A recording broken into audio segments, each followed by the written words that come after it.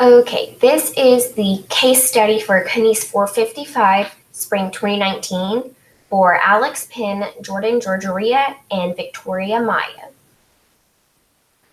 We looked into a 22-year-old soccer player, male, that plays forward. So we're going to talk a little bit about soccer. Soccer is a team sport that's played between two teams. Each team has 11 players. A soccer game is split into two different halves, and each half is about 45 minutes. It varies in dimensions, but a typical soccer field is about 105 by 68 meters. The forward player is primarily responsible for scoring goals, but they're also responsible for creating a situation for a goal to be scored by another teammate. Being that our athlete is a collegiate player, one of the biggest psychological stressors is being able to balance academics while on the training routine. There are also high levels of stress coming from his coach and teammates. In collegiate soccer, the competitive season is about 3.5 months. So now let's look into some physiological and motor biomechanical challenges. So in this section, we're going to split the muscles up into lower and upper body muscles. It's just going to make it easier for us to be able to explain what's going on. Now, we do understand that in soccer, you more use the lower body muscles, and that's what we really see. But you also have some upper body muscles that are responsible for some movement patterns. So the lower body muscles that are used are the gastrocnemius, the soleus, quadriceps, hamstrings, tibialis major, anterior, flexor extensor, hallucis longus, gluteus, maximus medius, and minimus.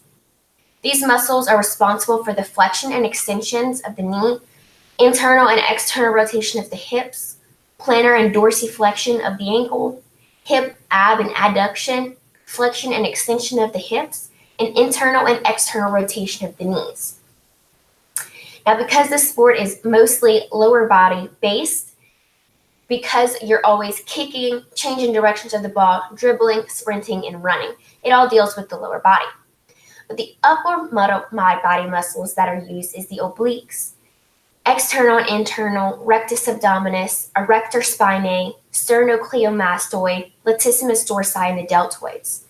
This allows movement of the neck and rotation of the torso so that the player is able to balance while they're kicking and running and to make certain movements happen. Now, there are different challenges that the athletes encounter. One of the biggest problems in soccer is the elevated risk of injuries. Tearing of the ACL is really one of the most common injuries amongst soccer players, as well as ankle sprains. And that's just due to the mechanical movement patterns that are into play and just how much they're using their ankles and their legs and those lower body parts. It's just more susceptible to injury. Aerobic and anaerobic endurance are crucial in soccer, and they are needed in order for the forward player to perform well. Aerobic endurance is needed in order for the athlete to sustain his pace during that half of the game because it is 45 minutes long. And then they need that anaerobic endurance for those sprints and that bouts of power that they need before they score a goal or when a ball strikes to make a decision. Due to the nature of the sport, the three metabolic pathways are equally important throughout the soccer match. So it's oxidative, glycogen, and ATP PCR oxidative system. It's going to be used for the majority of the plays. So our athlete is expecting to achieve some increased muscular endurance, better the athlete's aerobic capacity, and increase the strength. Some specific goals that the athlete wishes to achieve is to decrease the amount of time it takes him to run 2 miles, and that goal is to be under 11 minutes and 20 seconds. Increase the maximum amount of push-ups by 10 to 12 reps, and increase the 1 rep max deadlift by about 5%. Exercise testing. So in order for us to be able to prescribe, we have to follow the NSCA guidelines, and the order for exercise testing is as follows: non-fatigue, agility, maximum power and strength, sprint, local muscular endurance, fatigue, anaerobic capacity, and aerobic capacity. There's also skin fold measurement test, and this is to accurately record the body composition measurements. The sit and reach test is a really great way to measure the flexibility and the range of motion of our athlete. The column and power test, This is used by coaches in order to test leg power because, like we said, soccer is mostly about the lower body, and having that leg power is very important. The T-test for agility. This is ideal for soccer players because it includes forward, lateral, and backward running. Because when you're on that field, they have to be ready to move any which way that ball goes and be ready for their teammates. 1 rep max deadlift. This tests the maximum muscular strength at a low speed. The 300-yard shuttle. This tests the athlete's overall speed. The push-up test tests the muscular endurance. So they do how many reps until failure. And again, this is just testing for that muscular endurance of the athlete. And then aerobic capacity, a 2-mile run test. The halves are 45 minutes long, so aerobic capacity is very important, especially in a forward soccer player. And of course, it's very important to ensure that the athletes are ready for those environmental conditions, they're hydrated, and they're wearing the appropriate clothing. So we're going to talk about the cycles that we put through, that we're going to talk about for this athlete. It's designed for a collegiate level soccer player, not a professional athlete. So it's more in a linear manner. There's a few time frames for seasons. There's preseason, competition season, postseason, and off-season. The preseason is very short. It's just like the month of August. The competition season is about 3.5 months, so it's late August, more towards the beginning of September to November. Postseason is about 2 to 2.5 months, so there's no practices December and January, and then off-season is February to July. So we're going to split our workouts into 2 microcycles, and we're going to have moderate and high intensity. The microcycles are going to ensure that the athlete is not deconditioning during the long breaks, so ensuring that our athlete is staying up to pace even while they are not performing the activity on the day-to-day basis. The microcycles will increase in volume and intensity as we approach the end of off-season and we're getting ready for that preseason cycle. We must ensure that the athlete does not become burned out. So we're going to have an active recovery incorporated into our microcycle to avoid overtraining our athlete. And towards the end of May, beginning of August, the volumes will decrease again. From May until June, the main goal of our cycle of the program will be hypertrophy and endurance. Basic strength will be our goal, and the athlete will be alternating between the two. Once we approach July, then we'll begin incorporating strength and power components to our program, and this will be done throughout the months of June and July. Like I said, preseason is not long. It has only 4 microcycles. The 2 first microcycles, we're going to focus on basic strength and then strength and power, respectively, prior to a 2 microcycle long transition period. And the transition period is going to have very small amounts of resistance training, emphasis on that word transition. We're just ensuring that our athlete is in a slow transition, so we are ensuring that he is not overtrained or going to injure himself. So we're only going to have aerobic and anaerobic training there. And then during the competition phase, the volumes will be lowered because we don't want him to burn out.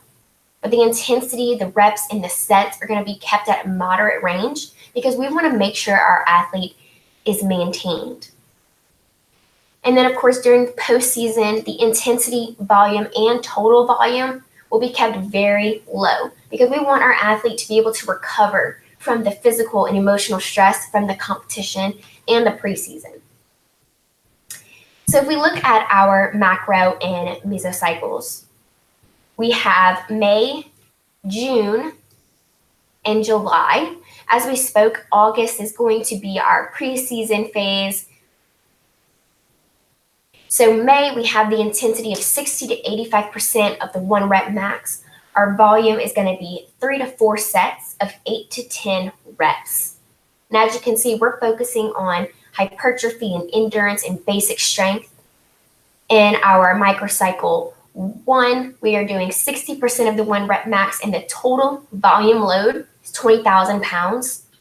Microcycle 2 is basic strength, 85% of the 1 rep max, and a 25,000 pounds total load. In the third microcycle, we're going to focus on hypertrophy and endurance, having 65% of our 1 rep max and 20,000 pounds total volume load. Microcycle 4 we're going to focus on that recovery, making sure that our athlete is not overtraining. We're only going to have 49% of the 1 rep max with a 15,000 pound total volume load. We go into June, our intensity is a little bit higher, 70 to 85% of the 1 rep max. The sets are the same, 3 to 4 sets of 8 to 10 reps. And again, focusing on hypertrophy and endurance and basic strength. So the microcycle 5, we have our athlete 70% of their 1 rep max with 25,000 pounds total volume load. Microcycle 6 is going to be focusing on strength, 70 to 75% of the 1 rep max with 27,000 pounds total volume load. Microcycle 7 is going to have focus on hypertrophy and endurance, 70% of the 1 rep max and 26,000 total volume. Microcycle 8 is going to focus on basic strength, which is 80 to 85% of the 1 rep max and a 27,000 pound load. And then we can look at July.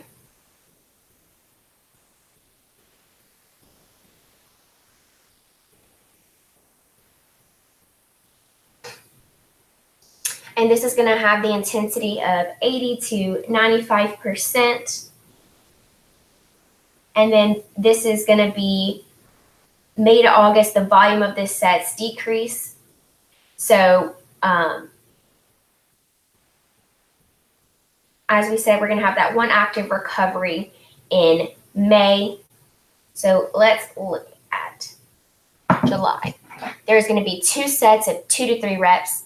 Microcycle 9 is going to have hypertrophy and endurance and 75% of the 1 rep max. Microcycle 10 is going to have strength, 80% of the 1 rep max, and the total volume load is 27,000 pounds. In the off season, the intensity and total volume load climb as preseason nears. During the basic strength weeks, core exercises such as the power clean, the bench press, and the squat, they're going to be typically performed at 80% of the 1 rep max for 3 to 5 sets and 4 to 8 reps.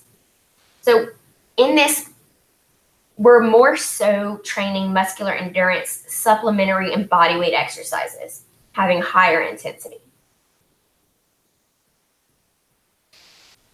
And the preseason is short, so looking into August, the program begins so highly intense, so the no resistance training is done before the 2 weeks of competition to avoid overtraining. So for that purpose, that is why we have it like that. So these 2 microcycles are too close to competition. So for that reason, there will be no weight or resistance training, and that's to avoid overtraining our athlete. And of course, September, we're going to be focusing on the maintenance. We spoke about how we want to ensure that our athlete is maintaining their body composition and their aerobic and anaerobic capacity. So we're going to have them working between 80 and 90% of their 1 rep max, never going higher than 90% of their 1 rep max. And then December, we're going to have that active rest we spoke about. The intensity is going to be 40 to 50% of the 1 rep max, and the volume is 2 sets of 4 to 6 reps, and that's ranging from 40 to 50% of the 1 rep max with no total volume load higher than 8,300 pounds. For January, this is classified as the postseason. So we're going to have intensities from 45 to 55% of the 1 rep max, 2 sets, 8 to 10 reps, and no higher than a total volume load of 8,400 pounds. February, March, April is off season. And so we're going to be from 45 to 60% of the 1 rep max in February with 2 sets of 8 to 10 reps. And here you can see that our total volume load is a little higher at 17,820 pounds as our max total volume load. And then March, we go from 40 to 70% of the 1 rep max, and our highest total volume load is 16,000 pounds. And then in April, we are 50 to 70% of our 1 rep max, and our highest total volume load is 10,000 pounds. Our off-site season, microcycle 37, the total volume load is 19,020 pounds. So this is just looking at the off-season. We're just going to go through a Monday through Sunday. Monday, we have our athlete on cardio, so running on the treadmill for 45 minutes only. Tuesday, we're going to focus on weights. So we have him doing squats, bench press, bicep curls, lat pull downs, leg extensions. On off season, they are not supposed to do anything that's really associated directly with that sport. So not being at practice and things of that nature. The Wednesday is sprints. So you're sprinting 200 meters as fast as possible. Do that 7 times and rest 1 minute in between. And the reason that we have this is for that aerobic capacity, because they do have to last that 45 minutes. And while they are off season, we don't want them to get not trained, and we don't want to overtrain them. And then Thursday would be sprints again. Friday, rest to avoid the overtraining. Saturday is weights again. Deadlifts, back rows, calf raises, and overhead shoulder press. As you can see, a lot of what we are working on is lower body movements, and that's to increase that leg power. And Sunday, again, we rest. Preseason, so we have 2-a-days in the afternoon and the evening, Monday through Friday for 1 hour and 30 minutes. So in the afternoon, we have our athlete warming up. So they jog around the field and stretch. Interval aerobic training and the scrimmage is incorporated. And then in the evening, same warm up, jog around the field and stretch, scrimmage, and cold plunge. The competitive season, September through November, we're going to have a total volume load of 8,800 pounds. And of course, Monday, we're going to have them jogging, cleaning, squatting, box jumping, leg curls. And this is incorporating all that lower body with a maximum of 2,000 pounds workload. Tuesday is passing drills at 90% VO2 max and ladder drills at 90% VO2 max. And this is just encouraging the passing and the agility of the athlete. Wednesday, jogging, cleaning, squats, box jumps, leg curls, and cold plunge. Again, working on the leg power with a maximum total volume load of 2,000 pounds. Friday, jogging at low intensity, sit-ups, push-ups, shooting, and passing drills at only 50% of the VO2 max. And then Saturday would be the game. Sunday, we ensure that our athlete is resting, because looking at the week and getting them ready for that game day, it's very important that we allow our athlete to have some rest. And postseason, resting, looking at microcycle 29, we're going to make sure that our athlete is stretching and doing a lot of core and push-up workouts, jogging, and really focusing on the anaerobic core and push-ups. And we incorporated swimming in there because we think that's a great anaerobic and aerobic capacity workout for our athlete. And off-season, microcycle 39 with a total volume load of 8,520 pounds. This is where we're going to do that 2.5-mile run, ensuring it's under 30 minutes. That's for the aerobic capacity, 150 reps of crunches. We definitely make sure that we incorporate, we have 3 rest days on this off-season training.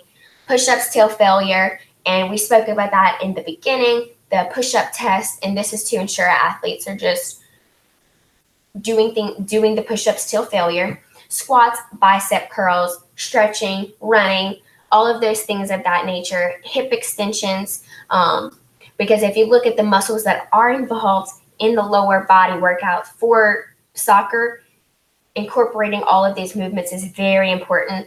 Off-season, post-season, preseason, and competitive season.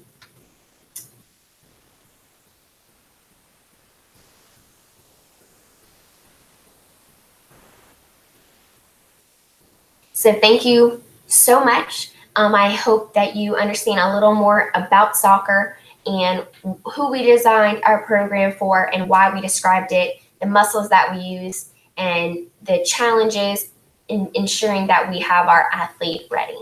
Thank you.